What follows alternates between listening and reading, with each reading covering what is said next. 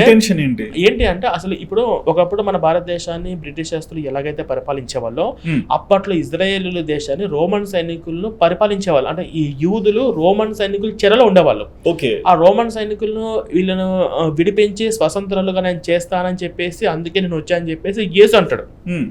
యేసు ఎక్కడ నేను దేవుడు అని నన్ను దేవుడిగా పూజించమని ఎక్కడ చెప్పలేదు.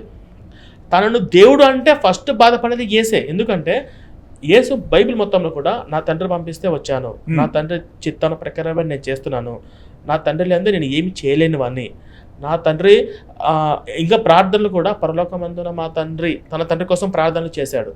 తను సిలువలో ఎక్కబోతున్నాడు అనగా కొండలకు వెళ్ళడము, దాక్కోవడము, అయ్యా తండ్రి నన్ను కాపాడండి అని చెప్పేసి ప్రార్థన చేయడము.